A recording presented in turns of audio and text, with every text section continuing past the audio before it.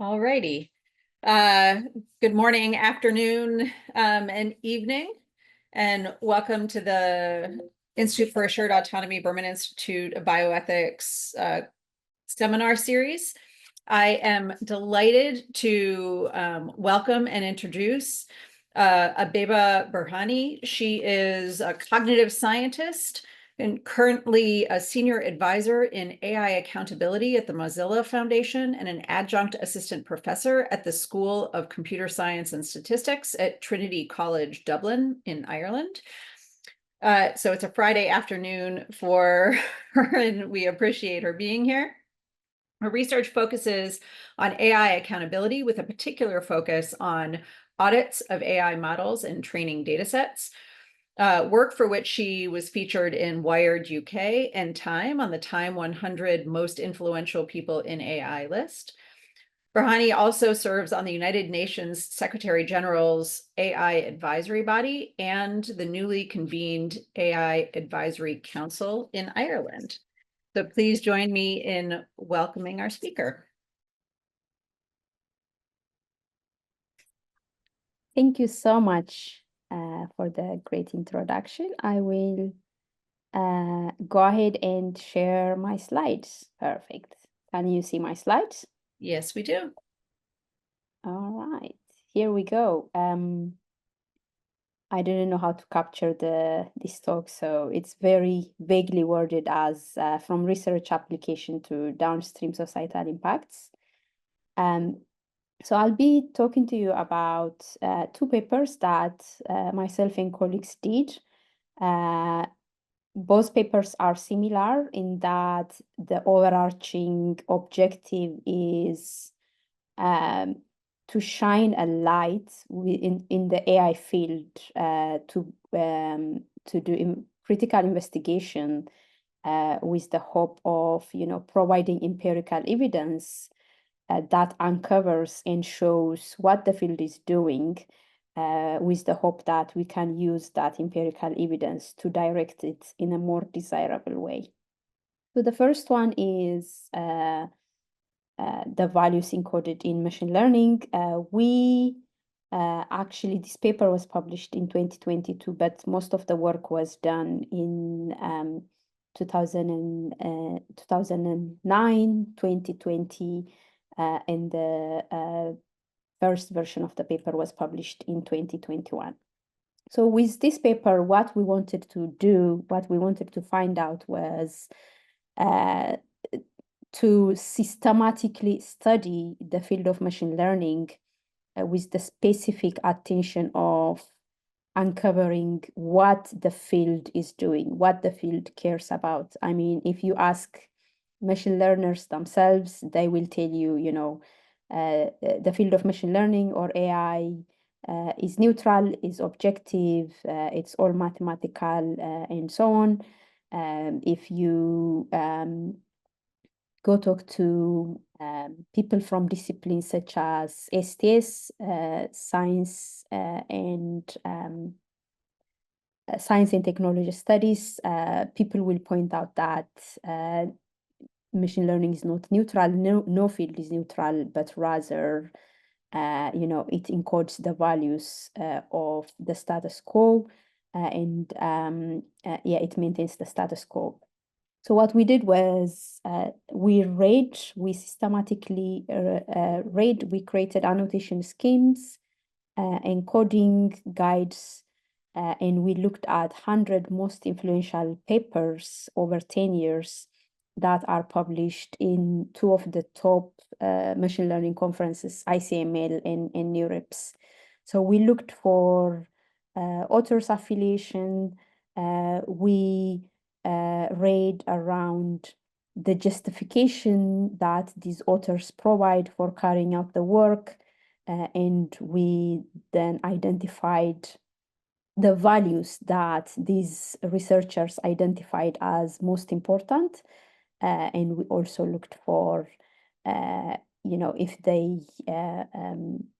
if they have any disclaimer or if they mention anything around the potential negative impacts or societal impacts of their work.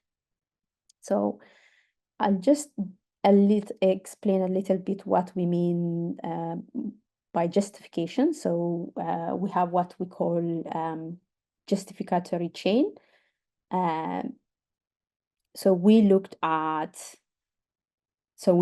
for example, as I said, we looked at 100 most influential papers, and in those justificatory passages, out of those 100 papers, only 68%, 68% of them do not mention any societal impacts of their work. 17% of them very briefly state potential societal impacts, whereas 11% try to somewhat justify how the kind of work they are doing connects to societal need, whereas only 4% of them rigorously justify how the specific machine learning work that they are doing connects to societal need. So the first so the justification is actually does these influential papers put forward, do they actually ground their work in societal needs? We also, as I mentioned, we also looked for any indication if these influential papers do engage in a discussion of the potential negative impact of their work. And out of, again, 100 papers, only 2 of them mention any potential negative impacts, and 1 of them barely in passing, and none of them provide any explanation that deepens our understanding of negative potential impacts. So most of the papers don't really mention any negative impacts. So this might seem a little unsurprising, maybe a little non-consequential, but I mean, these papers are not just, mathematical or academic papers where the work remains in the lab. These papers are significant papers that are not only influential in terms of metrics such as citation and so on. These are actually papers that really define the field, that shape the direction of the field. So amongst them is where papers are introducing, deep learning techniques for deep fakes, where again papers are working around tools for misinformation, disinformation, and so on.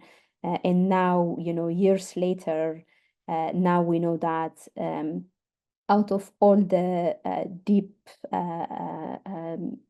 fake videos that are released online, 99% of them consist of non-consensual pornography, and out of that 99%, 98% of those the victims are women. So this is just to add that these papers, even though they seem mathematical and technical, do have societal impacts. So that's why examining these elements is really important. So in terms of how we identified values, what each author or what the papers value, so this is our method. For example, we consider a value as a property that's considered desirable. For example, in this sentence, speed is considered desirable in an antelope, and anything that's considerable within a machine learning research, we marked it as value. So here is a passage from one of the randomly selected papers. Here you can see our model significantly outperforms blah, blah. So here we would mark outperform as a value that machine learners see as desirable and important. Here is another passage randomly selected from another paper. In this paper, we'll propose a simple and fast algorithm, and so on. Here, proposing a new idea here is considered as a value that is novelty. simple and fast are also, in this case, considered as desirable values. So here is the finding. It's a little unsurprising because at the top values ended up being performance, generalization, building on past work, mainly because they have to, they are either improving, state-of-the-art algorithms or past work and so on. Qualitative evidence, efficiency, novelty, and so on. These are the top values. We also looked for, we followed both inductive and deductive methods. So we also looked for, ethical values that we searched for whether they were present or not. So these are, values such as privacy, justice, fairness, respect for persons, and so on. And as you can see, there is very little of those values present in these papers. And as I mentioned, we also looked for affiliations and funding ties of these influential papers. And we compared the data over 10 years. So as you can see, in 2008 and 2009, only 13% of the most influential papers were published by authors that have big tech affiliations or those that took funding from big tech corporations. 10 years later, that figure has jumped from 13% to 47%, almost half of the most influential papers published in 2018, in 2019, either are published by big tech authors, big tech corporation authors, or academics that have funding ties from big tech corporations. So that's a quick summary of the first paper. Again, it's important to remember why we are doing this work. The most important thing being, everybody does have a hunch about what the field is doing, but our work was the first one that actually did systematic investigation and provided some empirical evidence into what actually the field is doing. And as we've seen that the field is really consumed with values such as performance, novelty, scale, and so on. And we are doing this work to not only show the values that are driving the field, but also, the field is full of jargon. We are, we are experiencing hype cycle. So a lot of things are muddled. So this work is in the hope of providing clarification, in the hope of, providing what the field is doing in a clear and simplistic language. This is important for, communities of color, for activists, for regulators, and so on, that are wading through the field, that are trying to pinpoint what the field is about, that are trying to understand what it is doing, because from that understanding, we can then propose new change, we can dismantle, problematic structures, and we can transform the field in a way that is beneficial for everybody, more importantly to the most marginalized. And the main drive behind this work is, no values are written in stone. Currently the field cares about those values, but that doesn't mean, the field should always care about those values. We can, we can change it, we can alter it, we can reshape it, and we can redirect it. And this one is a much recent work. The paper has been accepted in Nature. Hopefully it will, we have a preprint up in archive, but the main paper should appear in Nature in the next 4 to 6 weeks. Again, with the same group of people, maybe a couple of different names. Again, here, what we tried to do is, again, shine lights on the field of computer vision. If you ask computer vision researchers, most of them will get uncomfortable and they will tell you a lot of what the field does is one way or another surveillance. I mean, sometimes there's a lot of defense coming from perspectives such as dual use. You can use it for this or that. It's really the responsibility then falls on the person using it. And there is also a rich body of work from surveillance studies that has been doing amazing work in uncovering how computer vision technologies are exacerbating and normalizing surveillance. So with this work, again, what we did was look at the field itself to have a concrete understanding, again, with empirical evidence, what exactly, where exactly does computer vision research end up being used? What are the applications that are built on it? So for this, we looked at CVPR. It's the top computer vision conference. It's actually the most impactful, the top 5 most impactful conference out of any publication, alongside Science, Nature, PNAS, I think. So we looked at over 40,000 documents, and because computer vision research has the most patents filed, we thought the best way to track from research to application is to look at both computer vision research papers from CVPR, but also to look at downstream patents that are filed using computer vision papers. So here is a brief definition of computer vision.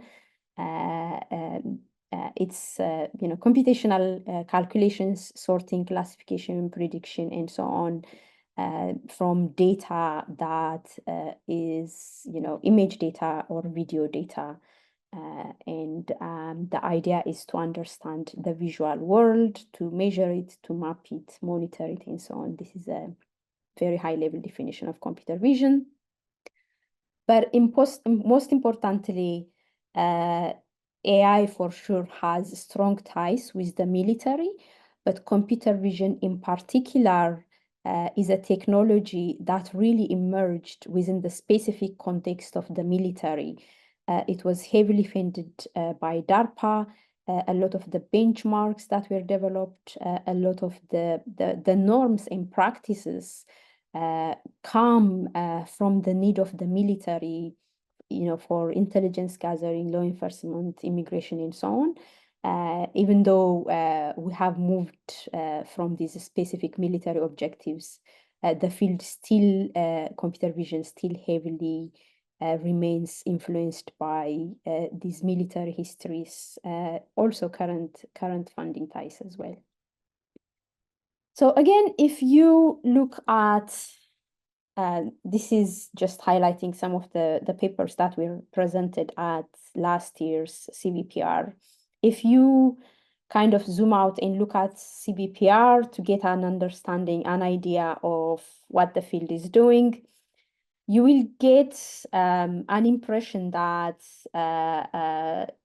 two broad categories where people portray computer vision as science-like, very agnostic, application agnostic. And on the other broad category, you find an impression that the field is moving or the field is pursuing engineering for good. So these are benevolent applications or dual use applications, medical use in, say, medical image understanding or processing and so on. So we, as I said, we analyzed over 40,000 documents. Obviously, a lot of that was, we followed NLP tools to help us analyze that. But also our quantitative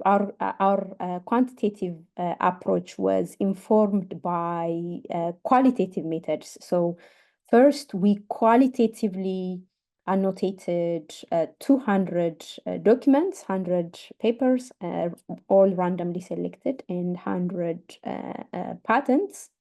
Here is a sample of our annotation scheme. Each paper was annotated by multiple authors, multiple people, and we do a thorough reading again of the papers and the patents. I have since discovered patents are the most boring, dry documents. And here is a sample, an example of a patent. And so based on the annotation scheme in the coding schema we developed, we then manually and qualitatively identified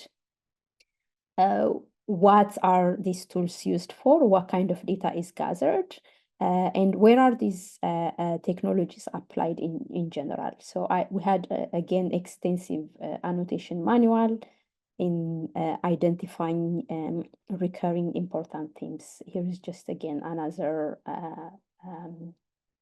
sample to give you. So for the quantitative, I said we looked at over 40,000 documents. So based on the qualitative methods that we uncovered, so we identified surveillance indicatory words so that we can use NLP tools to parse through those over 40,000 documents we have. So again, based on the annotation schemes, these were the words that we identified are surveillancy. Here we had a lot of this. This was a list of words we used in the original paper, also the paper that is currently up on archive.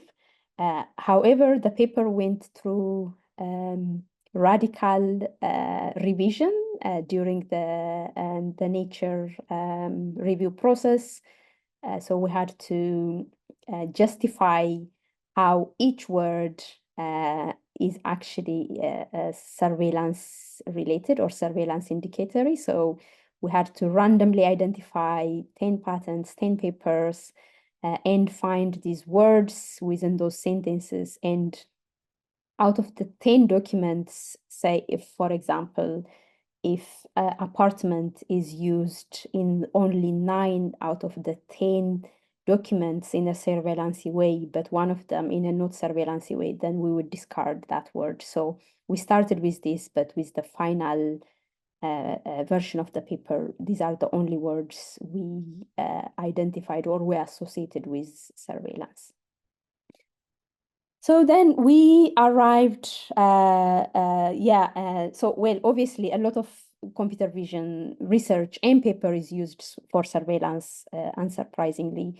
But within that, we developed the taxonomy, what is being surveilled, what specifically. So within that, we developed this taxonomy where we have identified four categories where you have human body part surveillance. This can be iris, fingerprints, nose, hands, and so on, eye movements, faces. And then another level up, you have human bodies. So this could be people monitoring in public areas, smart homes. This can be actually your a vacuum cleaner, your robot that might be collecting data and surveilling you. Also, another level up is human spaces. So this is the kind of surveillance that happens, within living quarters, town squares, offices, and so on, in communal areas. And the last category is other salient human data. This might be, traces of, your economic or cultural or your preferences. These are the kind of surveillance that's not directly at, say your body or body parts, but rather your attributes. So here, as you can see, these are some of the images that we compiled together that show various types of surveillance. In the red, you have surveillance of bodies, whereas the orange one signifies surveillance of, human spaces, such as, living areas, and so on. Actually, the red one is surveillance of body parts. So you have, surveillance of fingerprints, brain images, and so on. And here's a quick summary of the results. Again, as I said, the field tends to be heavily dominated by surveillance through extraction of human data, predominantly surveillance of human bodies, followed by human body parts, then human spaces. Again, to give a little bit more detail, human body parts, as I said, tends to be targeting facial expression, eye movements, and so on. Human bodies, again, focused on monitoring public areas, offices, and so on. Whereas human spaces is what they often call, scene analysis, scene understanding. It could be it could be a technology that's used for crowd counting at concerts or at public gatherings, and so on.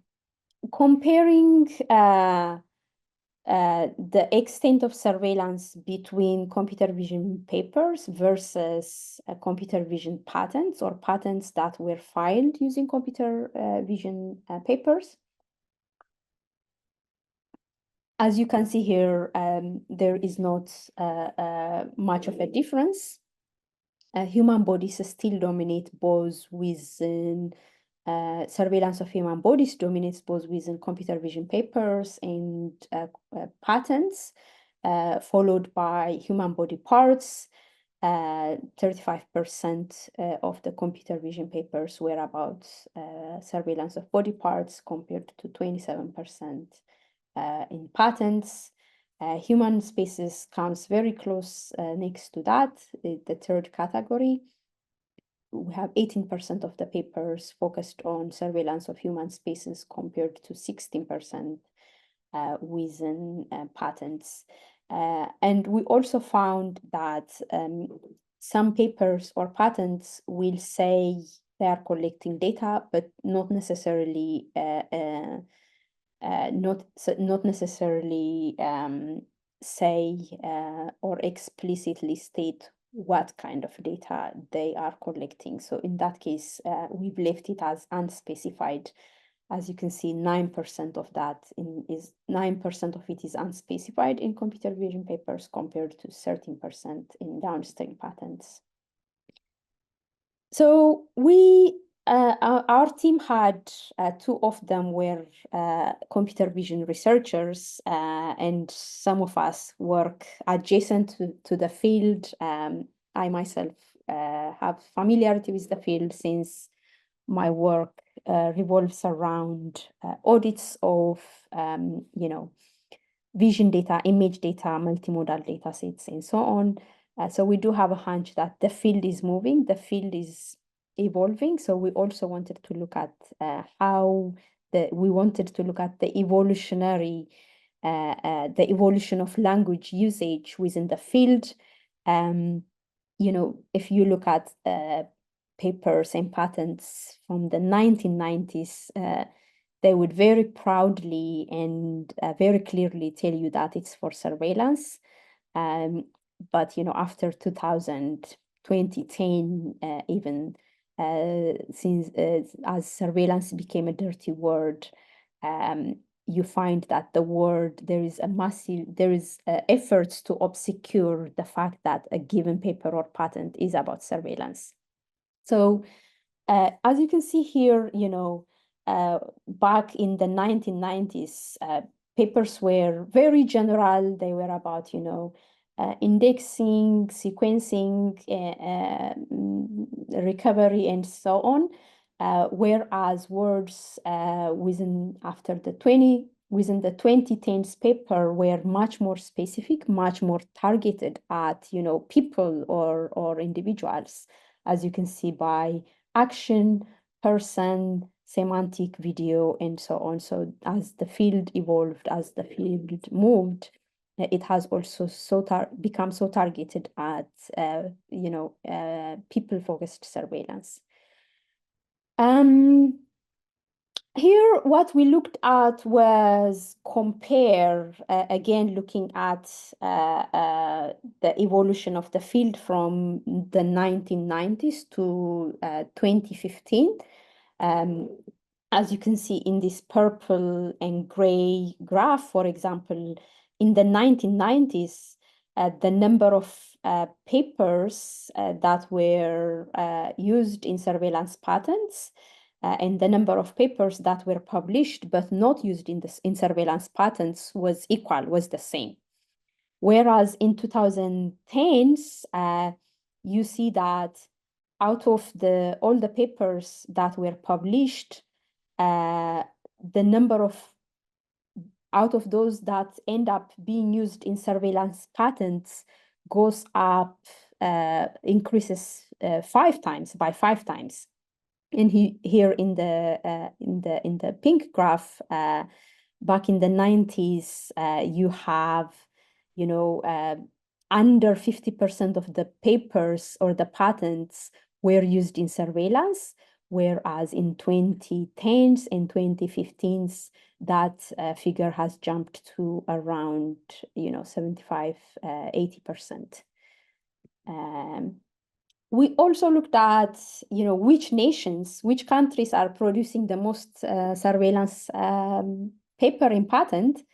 As you can see here, United States is leading, followed by China and United Kingdom.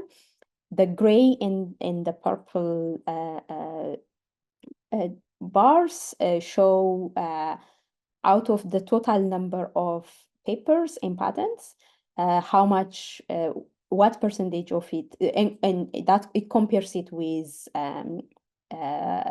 those that are used in surveillance patents. So again, as you can see, most of it ends up being used in surveillance. So as well as nations, we also looked at institutions and companies that are producing the most surveillance patents. So Microsoft leads by far producing the most surveillance patents, followed by CMU, MIT, and Chinese University of Hong Kong. Again, these are the top institutions producing surveillance. This is just another figure comparing papers with downstream patents and number of downstream surveillance patents. So sometimes, these are randomly selected texts that we lifted from the computer vision papers here, as you can see. So the first one, if you look at, they talk about techniques, especially when there are active moving objects, a crucial component in human activity recognition in the analysis of video from surveillance. And they provide an image right here. So this is the paper, the computer vision paper. Then when you look at the patent that was filed based on that paper, there is a lot of it, there is a still massive resemblance, as you can see from the comparison with the rest of the computer vision papers versus computer vision patents. So the association or the similarity between the techniques used in the paper, then the surveillance technology built on those papers is stark. So as well as the results showing what kind of surveillance, what percent of it is body surveillance, body parts surveillance versus surveillance of living areas. We also looked at what are the most interesting things that we have discovered through working through this. This was also work that took quite some time, over 2 years. It was very slow moving and tiring reading patents particularly.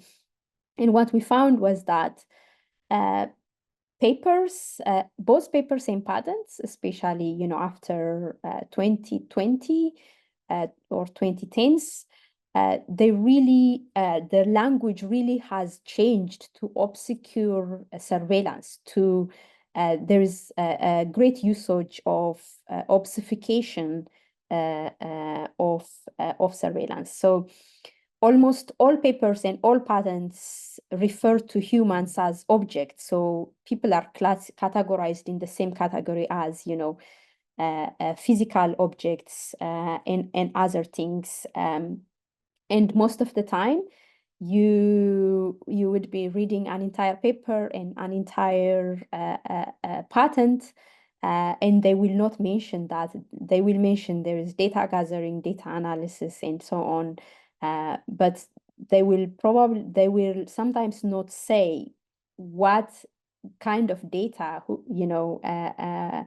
what kind of analysis. But then you look at, they all have illustrations, especially in the patents, and you look at the illustrations and you will find, a human stick or a figure showing that it's actually going to be used on humans and it's collecting human data. So these are some of the interesting nuggets from this finding. So this is kind of a general observation because sometimes from the data collection to surveillance or to the downstream impact is not very clear. So there is an entire pipeline where the technologies, whether it's a smartwatch or it's the Roomba robot cleaner in our house, or even the facial recognition technologies that might be used by police officers outside, are constantly collecting data, or it could be, our social media platforms. That data is the most precious commodity at the moment because it's used to train AI systems or it's sold to third parties. And then using that data is never single purpose. It's used for all kinds of things most of the time. Through that process, that then is used to build AI technologies that then end up categorizing, classifying people behaviors or predicting behaviors that then have real world practical impact. But this entire pipeline from data collection to the societal impact of the deployed models that are built using that data is again often extremely obscured. So this is to give you just an example to make it a little bit concrete. So I use an Android phone. If you are on Android and if you use DuckDuckGo as your search engine, and I highly recommend it because Google has gotten so bad lately, you can install an extension for DuckDuckGo that shows you, if you are on Android, that shows you it's currently on beta. That kind of shows you who is collecting data and what kind of data. So I took a snapshot of one of the notifications that this app from this extension. So plenty, again, so many, every time I go on an app or every time I do something, so many companies crop up as entities collecting data on me. So I clicked on Google, for example. I was using some banking app. It uses larger Google infrastructure. So this is the kind of data that's just from one single click, and from out of those, from one of the companies that's tracking me, as you can see here, it contains, from city to GPS coordinates to first name, last name, postal code, gender, and so on. So this kind of data is constantly collected on us in the background.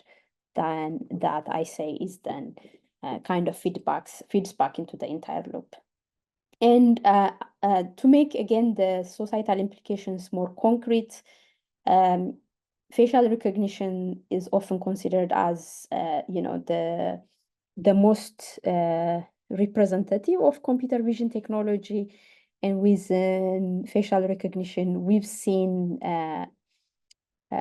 numerous actual societal implications, including people going to jail because of errors in facial recognition systems. And so far, we know of 6 people in the US that have gone to jail. And unfortunately, all of them are people of color, 5 Black men and 1 Black woman. So these technologies do have societal implications. Again, these seemingly benign data harvesting practices, it's not just, the obvious implications such as facial recognition technology, but they do have all kinds of implications that we haven't even fully understood. So, for example, a father finding out that his teenage daughter was pregnant before, so a target finding out that this teenage girl is pregnant before her father did. And again, here, as you can see, the harvesting of personal details goes into big companies such as Facebook and Google, where they have extensive data on you that then again comes back in all kinds of products and implications. They came to the door, I answered it, and they kind of stuck their foot in the door and said, "Send Robert out." And I said, "He's not here." They said, "We just saw him come out of that van." And I said, "That was my mom. He's not here." I pull in the driveway here, hop out. By the time I close the door, the car is in the driveway blocking me in. As soon as he shut the door, they were right on him, and they were already starting to cuff him by the time we get out there.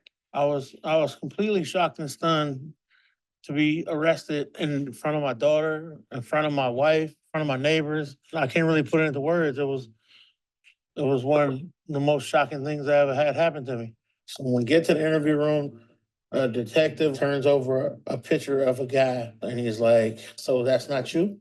I look, I said, "No, that's not me." He turns another paper over, he said, "I guess this not you either." I picked that paper up and hold it next to my face. "This is not me." I was like, "I hope y'all don't think all Black people look alike." And then he says, "The computer says it's you." Hey, Julia. Julia, do you know why Daddy got arrested? Because I looked it up on the computer. Remember that when we was outside? Said they made a mistake and I'll be right back. I wasn't right back till wasn't. Even with me following the facial recognition news and how it was being used, I didn't ever expect the police to show up at our doorstep and arrest my husband. So I just feel like other people should know that it can happen and it did happen and it shouldn't happen. I don't even know what it's worth to not be arrested in front of your children. Like, what's that worth to you?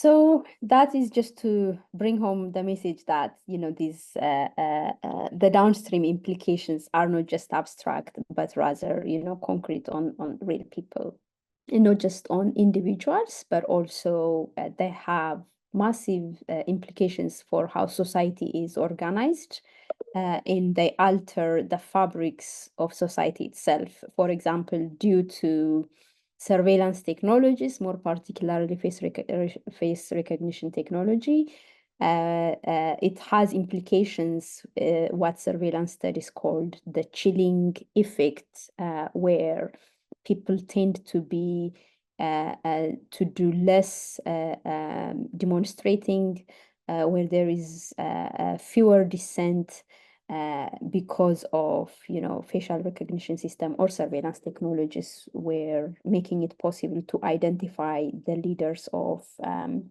you know, mass protests and so on. So it does have a chilling effect on the societal level as well. So the takeaway from this paper is, again, you know, a lot of computer vision is extremely technical, and also, as we've seen, also the language has become so obscured. And by doing this work, again, our work is the first one to do extensive work and to provide empirical evidence, even though everybody had hunches, to the fact that most of computer vision ends up being used in surveillance. So by doing that, we are hoping to, you know, to simplify it, to make it easy for those that are trying to challenge and dismantle these systems, but also for computer vision researchers themselves, to reckon with the field, with what it's doing, and to find mechanisms to change, to disrupt, and to transform these pathways. And yeah, I will stop there, and I'll open it up for questions. Thank you. Thank you so much, Dr. Birhane. That was chilling. I apologize. And just incredibly important work. Thank you for going through over 40,000 publications to identify these patterns. So I invite folks to add questions to the Q&A. While we wait for those to queue up, maybe I'll start with a question of my own, and then I'll invite Jim Bellingham, the director of the Institute for Assured Autonomy, to ask any questions he might have as well. So, you know, this is one field of study within AI ML on surveillance, right? Which certainly has a particular valence on it. Not every area of study does. I wonder if you have any sense of how normative the themes are you found in this space for other areas of research, right? So the reference to humans as objects, right? Or the balance of papers and patents coming from companies versus from big tech versus not. Because I can imagine that some of these themes are pretty stable across different areas of research, whereas others might be particular to surveillance research.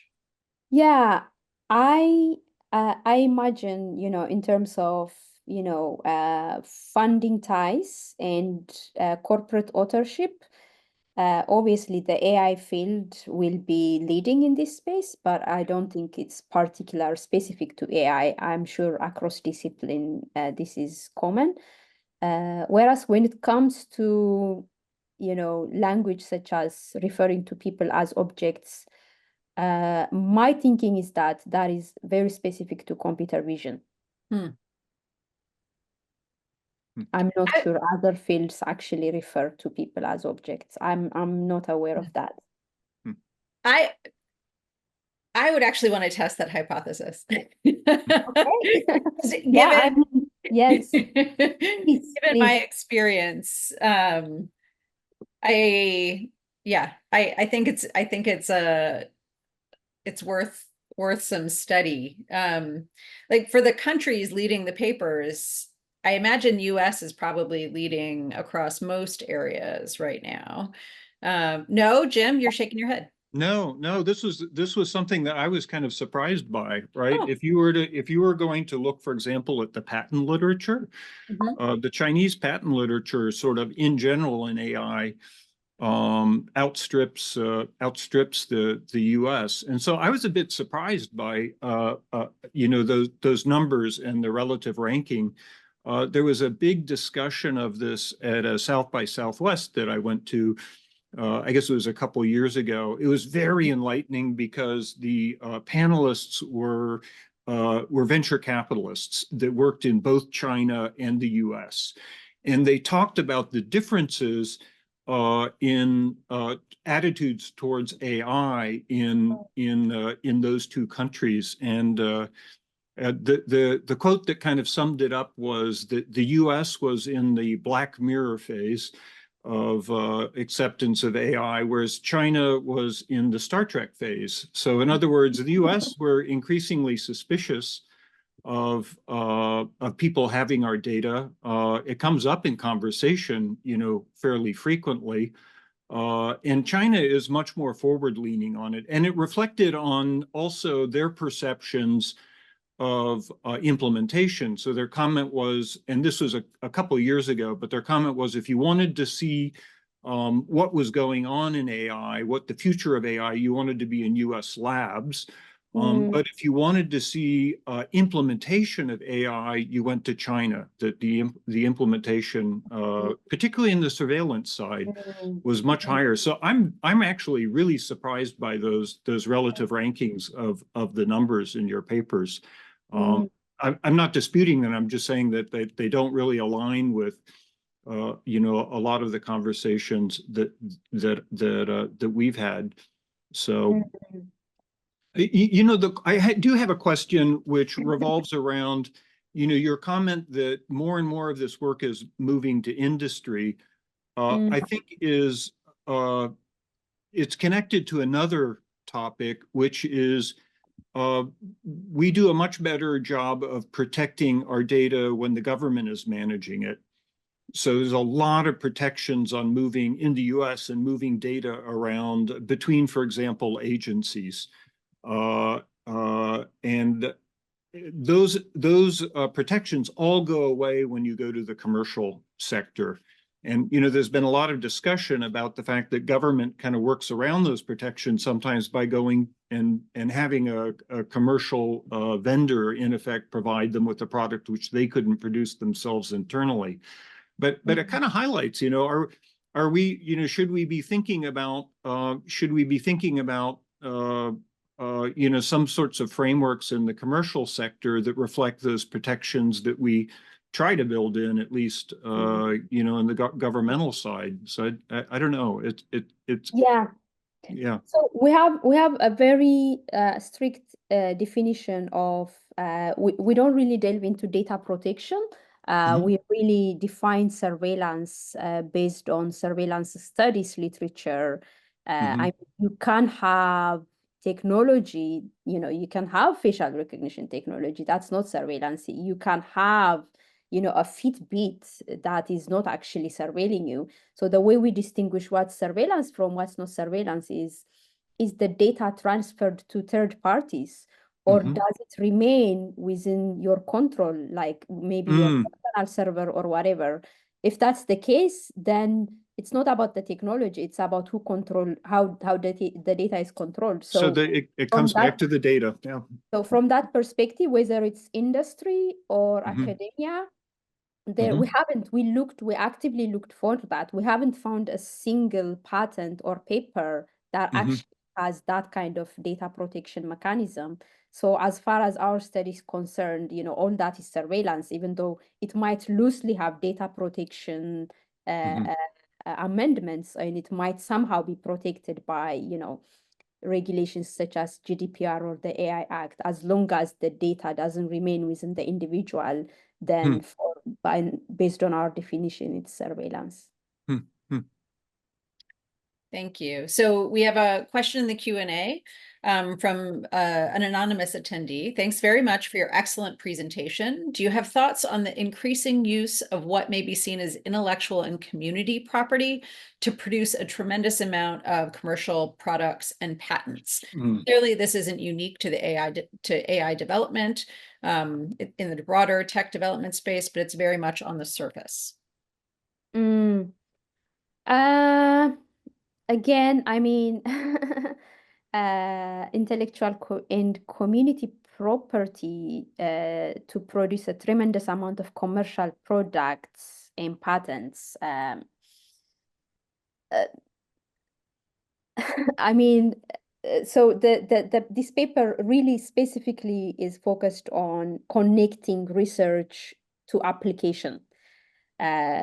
Because a lot of AI research, as I say, does not remain in the lab. It implicitly or explicitly has downstream societal impact. And in the latter paper, we again explicitly are shining light on the field of computer vision.